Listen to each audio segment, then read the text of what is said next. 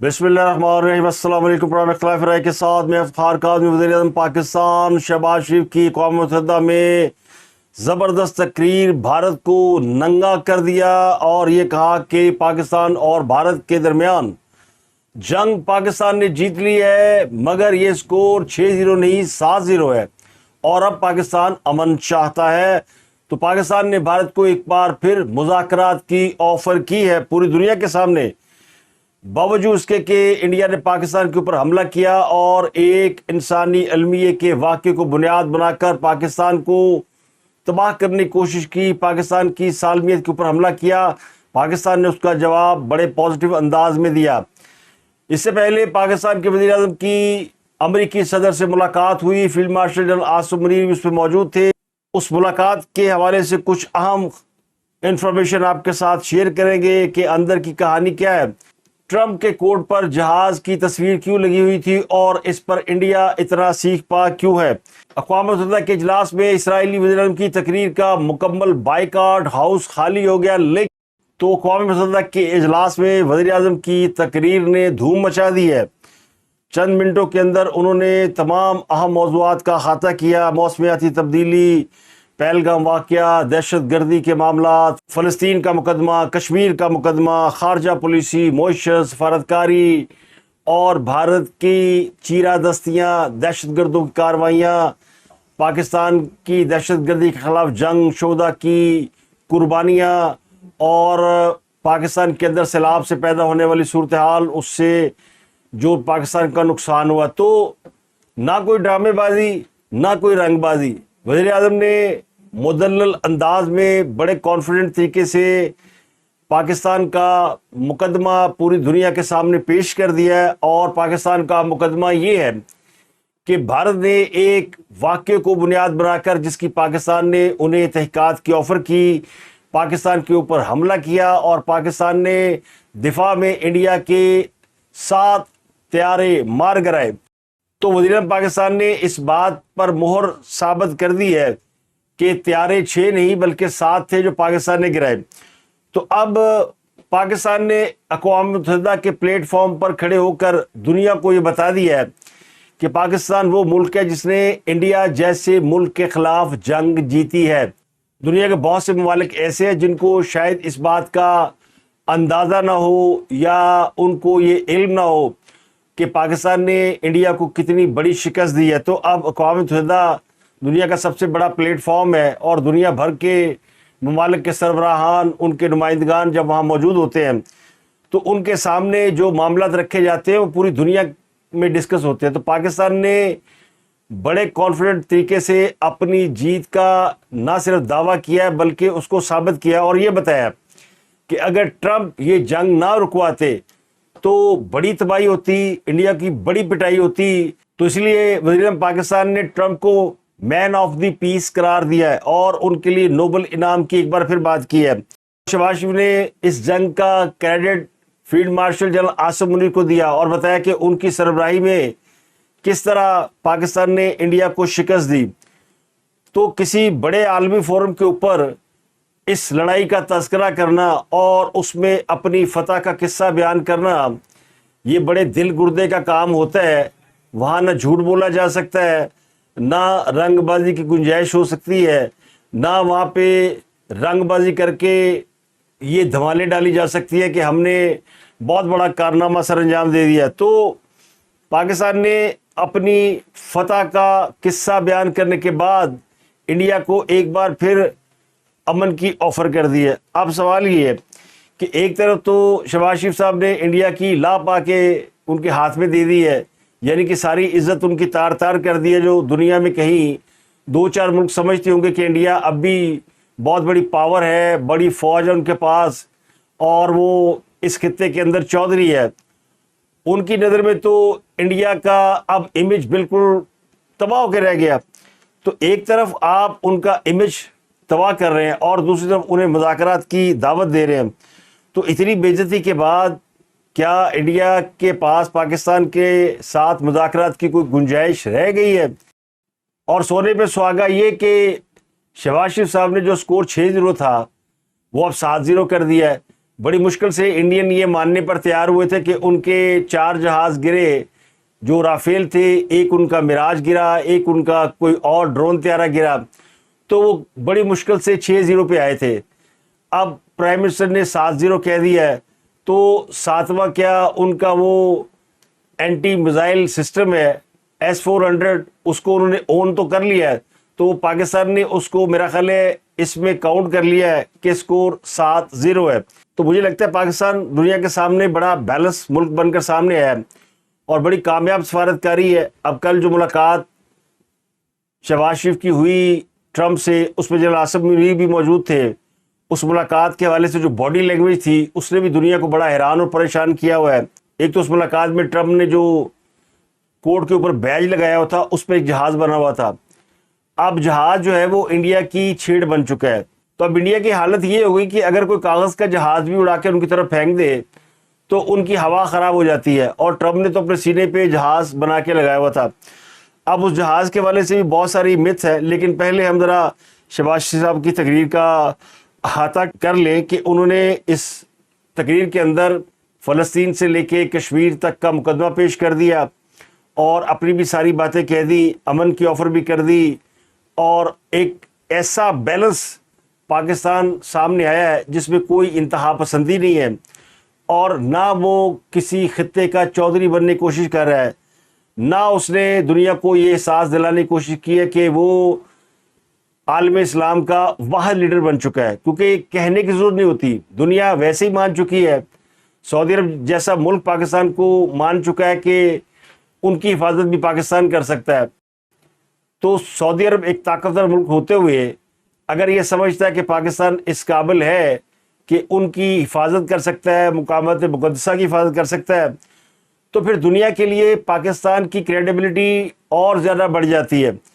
اور پھر جب امریکی صدر ان سے ملاقات کرتے ہیں، پاکستان کے فیلڈ مارشل کی تعریفیں کرتے ہیں، پاکستان کے پرائم منسٹر کی تعریفیں کرتے ہیں، تو اس سے بھی پاکستان کا کریڈیبلٹی رینک اور بڑھا۔ تو پاکستان کامیاب سفارتکاری کے ذریعے اور ایک بیلنس اپروچ کے ذریعے دنیا کے اندر بہت ممتاز مقام حاصل کر چکا ہے۔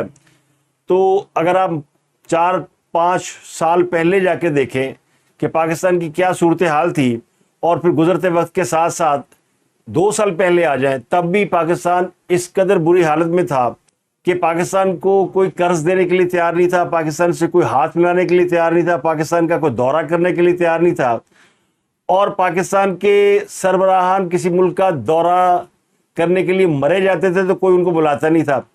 ایک ہمارے سابقہ وزیر اعظم صاحب جو آج کل اڈیالہ جیل کے مہمان ہیں، وہ چین گئے تھے، اور آپ کو یاد ہوگا کہ چینی حکام سے ان کی ملاقات نہیں ہوئی، تو انہوں نے اپنا وہ وقت ایک سینما گھر میں بیٹھ کے گزارا۔ پاکستان کا وزیر اعظم، پاکستان کا وزیر دفاع، پاکستان کا وزیر قانون، اور سارے لوگ بیٹھے ہوئے اور سینما میں فلم دیکھ رہے ہیں، کیونکہ چینی حکام سے ملاقات کا وقت نہیں ملا۔ تو آج یہ عالم ہے کہ پاکستانی حکام سے ملنے کے لیے لائنیں لگی ہوئی ہیں اور ان کے پاس وقت نہیں ہے۔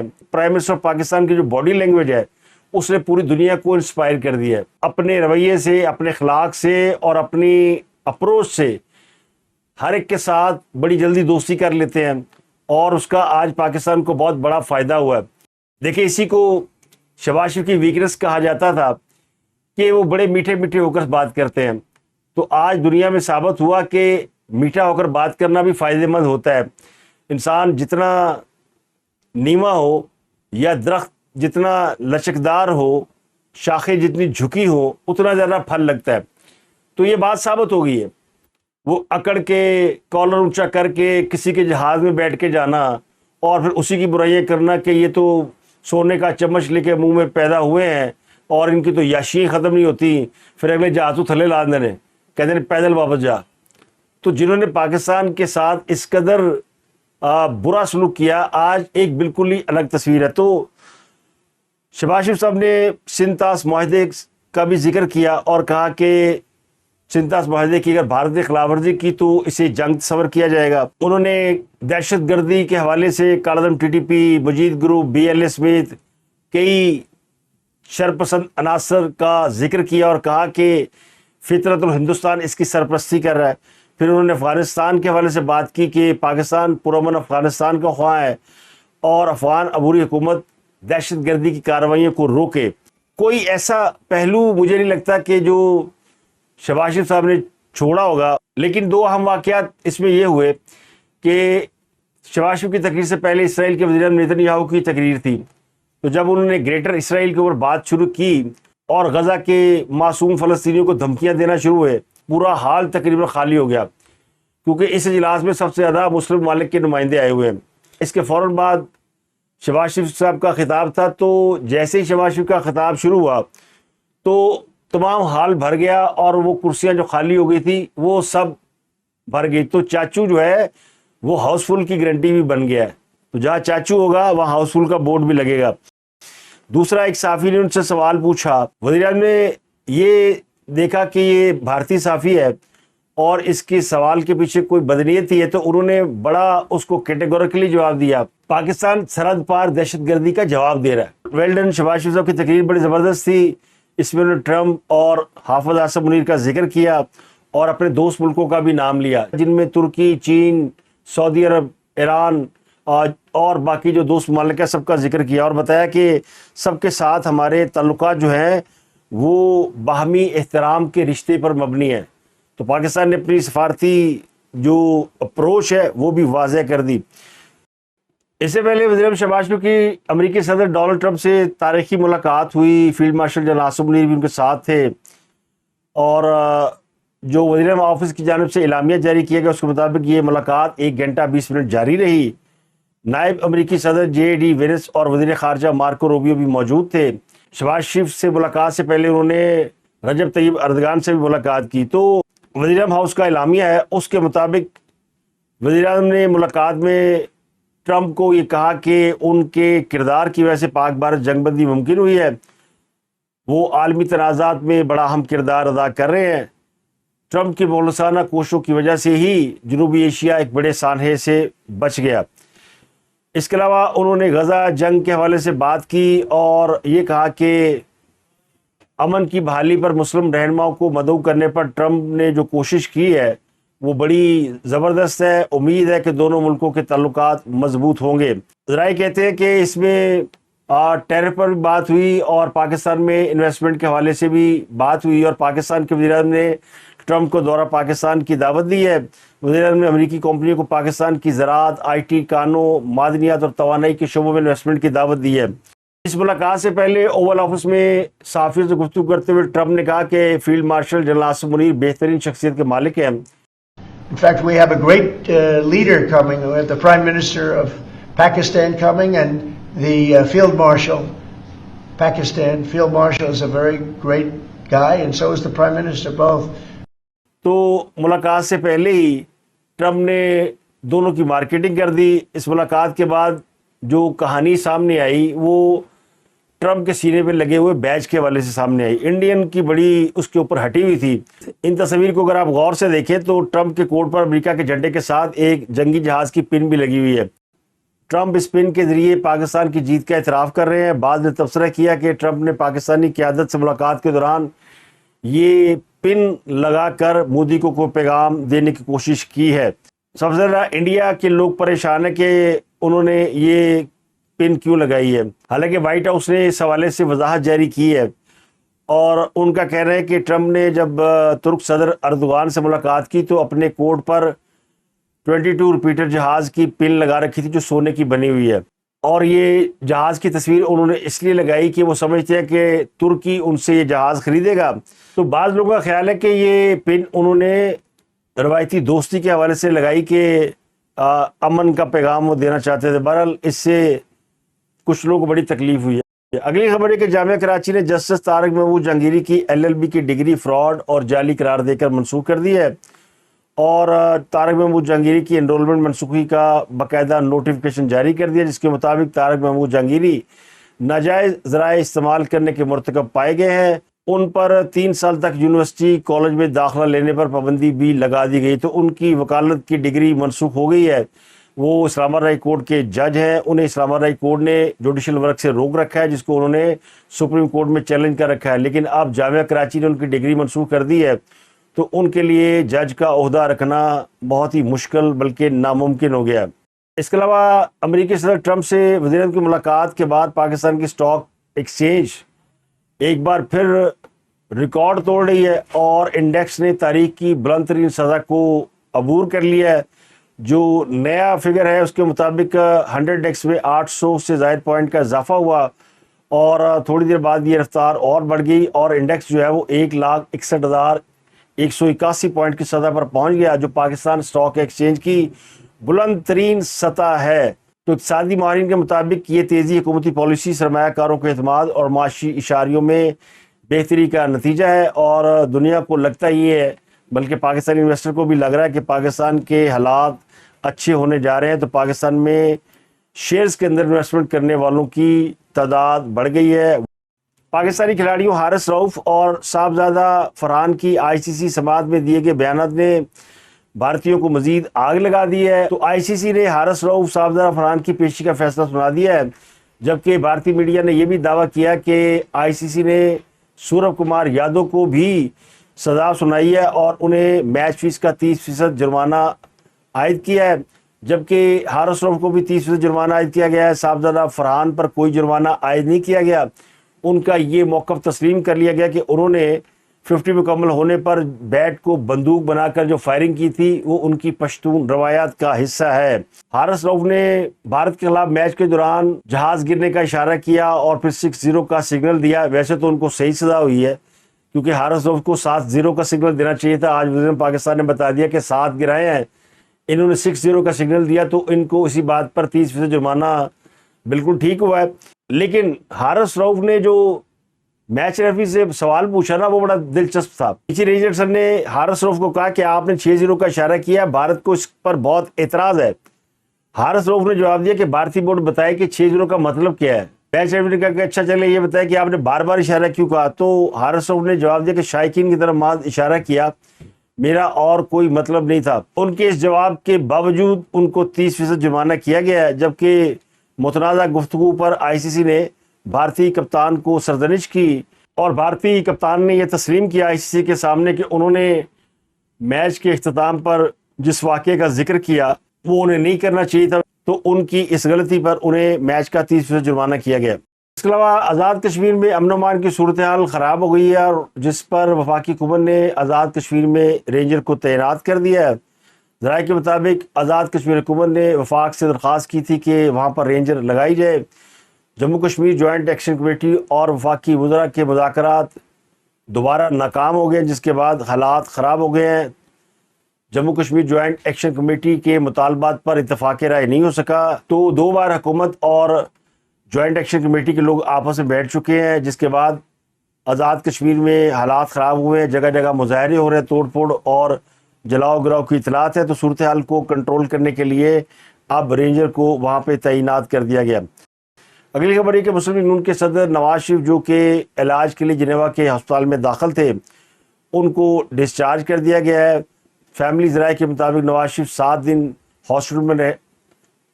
فیملی ذرائع کے مطابق نواز شریف تقریباً 7 دن ہاسپٹل میں رہے ہیں جہاں ان کا دل کے حوالے سے پروسیجر ہوا ہے اور ان کے ساتھ ان کی فیملی کے کچھ لوگ مقیم تھے. نواز شریف کا علاج اسی سرجن سے کرایا گیا جو کئی سال سے ان کا علاج کر رہا ہے. ان کے فیملی ڈاکٹر عدنان بھی ان کے ساتھ موجود تھے, جنہوں نے بتایا کہ نواز شریف دل کے ٹریٹمنٹ کے بعد اب بہتر محسوس کر رہے ہیں. اس کے علاوہ ایک اور خبر یہ کہ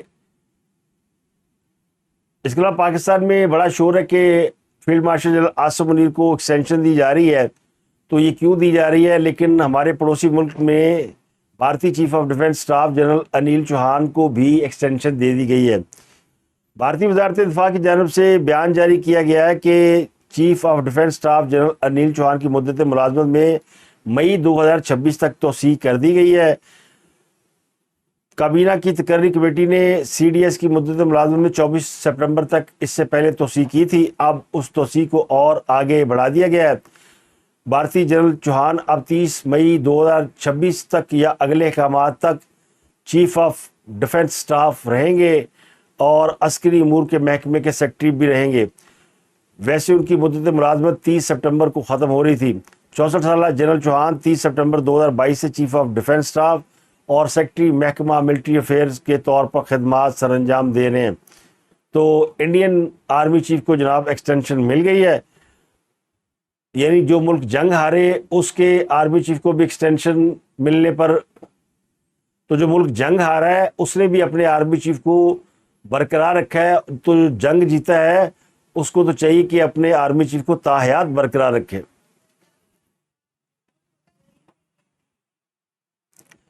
تو جو ملک ہارا ہے وہ اپنے آرمی چیف کو گھر نہیں جانے دے رہا، تو جو ملک جیتا ہے وہ اپنے آرمی چیف کو کیسے گھر جانے دے گا؟ تو یہ ان لوگوں کے لیے بہت بری خبر ہے جو یہ سمجھتے ہیں کہ آرمی چیف کی ایکسٹینشن کے لیے امریکہ میں کوئی ملاقات ہو رہی ہے.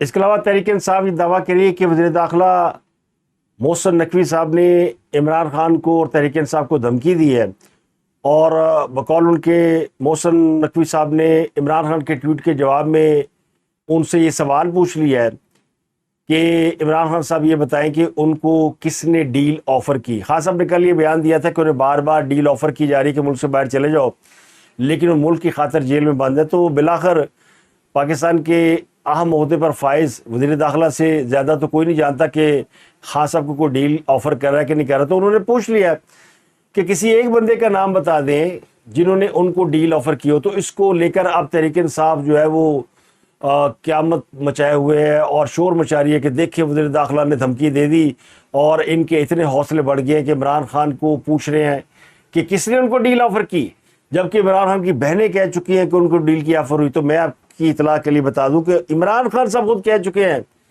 کہ جب سے میں وہ جیل میں ہے ان سے اسٹیبلشمنٹ کے کسی بندے نے آج تک ملاقات نہیں کی، کسی نے ان کو ڈیل کی آفر کرنا تو دور کی بات ہے، ان کی طرف دیکھنا گوارا نہیں کیا. ان کی بہنیں کہہ چکی ہیں جیل کے باہر کھڑے ہو کر کہ اسٹیبلشمنٹ ہمیں بتا دے کہ عمران خان سے کیا چاہتی ہے، ہمیں تو یہ نہیں پتا کہ ان سے کیا ڈیل چاہتی ہے. تو یہ جتنی ڈیل کی باتیں ہوائی باتیں ہیں. تو وزیر داخلہ نے بڑے عرصے سے یہ سوال سنتے ہوئے اب انہوں نے ہمت پکڑی ہے، انہوں نے کہا پوچھ لو خان صاحب نو، یہ روز شور مچاتے ہیں کہ مجھے ڈیل آفر کی گئی، مجھے جیل سے نکالنے کی بات کی گئی. تو انہوں نے سیدھے ہی پوچھ لیا کہ بتائیں جناب کس نے آپ کو آفر کی، کوئی نام ہی بتا دیں. تو خان صاحب بیچارے کیا نام بتائیں گے؟ ان کو تو ان کے جو ارد گرد لوگ ہیں انہوں نے ماموں بنایا ہوا ہے، اور ان کی وجہ سے خان صاحب نے پوری قوم کو ماموں بنایا ہوا ہے. اب تحریک انصاف کل جلسہ کرنے جا رہی ہے ہفتے کے روز، اور اس جلسے کے حوالے سے بھی انہوں نے لاشوں پر سیاست کرنے کا فیصلہ کیا. جلسہ گاہ میں ان لوگوں کی تصویریں لگائی گئی جو ان کے بقول 9 مئی کو، 26 نومبر کو اور کسی اور واقعے میں ان کی موت واقع ہو گئی یا شہادت ہو گئی بقول ان کے.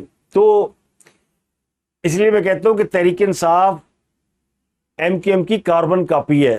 ایم کیو ایم نے بھی لاشوں پہ سیاست کی، اور اس کا انجام کیا نکلا؟ اس پورے ایرا میں جس میں ایم کیو ایم کسی حقیقی آزادی کے لیے لڑ رہی تھی سو کالڈ، ان کی موت واقعہ ہوئی. تو وہ لوگ تو چلے اپنے کارکنوں کو اور ان کی فیملی کو خیال بھی رکھتے تھے، تحریک انصاف نے تو کبھی اپنے کسی کارکن کو پلٹ کر پوچھا نہیں ہے. اب جن کی لاشیں اٹھا کر یہ پھرنا چاہتے ہیں، یہ پہلے بتائیں کہ کیا یہ کسی حق سچ کی لڑائی میں مارے گئے ہیں یا ریاست کے خلاف بغاوت میں مارے گئے ہیں؟ اور دوسرا، تحریک انصاف نے تو 27 ستمبر کو جلسہ کرنا ہے عمران خان کی رہائی کے لیے، لیکن تصویریں لگائی ہوئی ہیں وہاں پہ مرنے والوں کے لیے. اس کا مطلب ہے کہ تحریک انصاف کے پاس کوئی آپشن نہیں رہ گیا، اور پشاور کے اندر اب جلسہ کرنے جا رہے ہیں اور ابھی تک کوئی آپ کو ہل جل نظر نہیں آتی، نہ پنجاب میں نہ کسی اور جگہ پہ. پشاور میں جلسہ کامیاب ہو سکتا ہے کیونکہ ہوم ٹاؤن ہے، لیکن اس کی کامیابی کے امکان بھی بہت کم ہو گئے کیونکہ سارے افغانی تو پاکستان نے نکال دیے یا پکڑے گئے یا بھاگ گئے. اب وہ افغانی جو عمران خان کے لیے جلسوں میں بھر بھر کے لائے جاتے تھے وہ تو ہے نہیں. تو پھر بڑا مشکل ہو گیا ہے کے پی کے وزیر اعلیٰ کے لیے اور وہاں کی سیاسی قیادت کے لیے کہ وہ جلسہ گاہ کو بھرے. تو اس لیے اب سوچا گیا کہ لاشوں کی تصویریں لگاؤ، کم از کم ان کی فیملیاں آ جائیں گی یا ان کے نام پہ لوگوں کو اکٹھا کیا جا سکتا ہے. یہ جو حال ہی میں دیر کے اندر واقعہ ہوا نا، جس میں یہ دعویٰ کیا گیا کہ پاکستانی فورسز کی اٹیک میں وہ لوگ مارے گئے، جبکہ جو لوگ مارے گئے ان میں خوارج کے لوگ شامل تھے اور انہوں نے کلیم کیا کہ ہمارے 14 لوگ مارے گئے ہیں.